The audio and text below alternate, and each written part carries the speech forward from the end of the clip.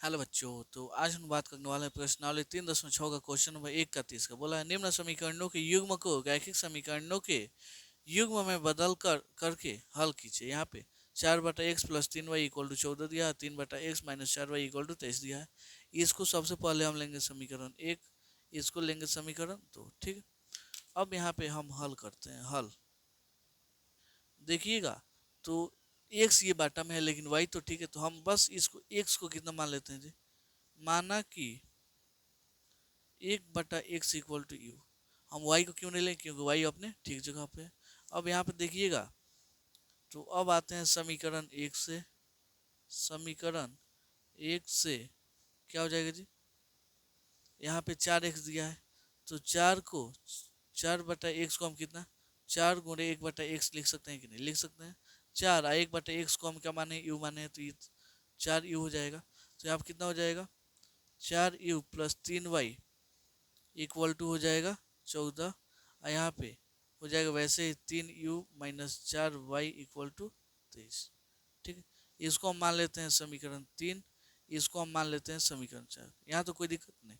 अब हम x को u को चाहे y को सेम करें, तो हम u को सेम करते हैं। समीकरण 3 में 4, समीकरण 3 में 3 से गुणा करते हैं। ठीक है, यहाँ पे लिखते हैं पहले समीकरण 3 में 3 से तथा समीकरण 4 में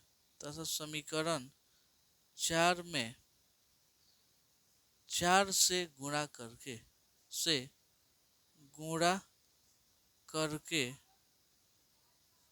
घटाने पर। ठीक, समीकरण 3 में किससे गुणा करना है, 3 से 4 12 यू हो जाएगा। यहाँ पे 3 का 9 वही हो जाएगा। यहाँ पे 14 या 42 हो जाएगा। इसमें 4 से 4 12 हो जाएगा। यहाँ पे माइनस 4 चौका 16 वाई हो जाएगा।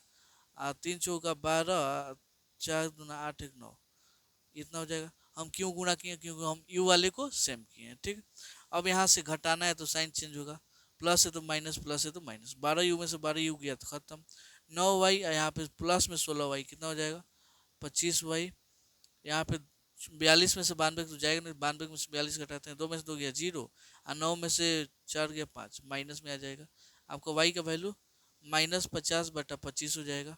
25 से कम 25, 25 दूना 50, यहाँ से आपका y का वैल्यू कितना आ गया जी -2। अब इसी y के मान को हम रखेंगे समीकरण 3 में, तो यहाँ पे लिखते हैं y के मान को समीकरण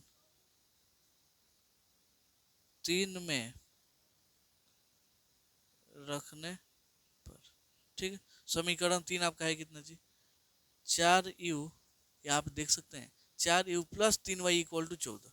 तो 4u प्लस 3 गुणे y का वैल्यू -2 इक्वल टू 14। ठीक है, यहाँ पे 4u, यहाँ पे 14, ये 3 दूना 6 माइनस में था आएगा, उधर जाएगा तो प्लस में हो जाएगा 6।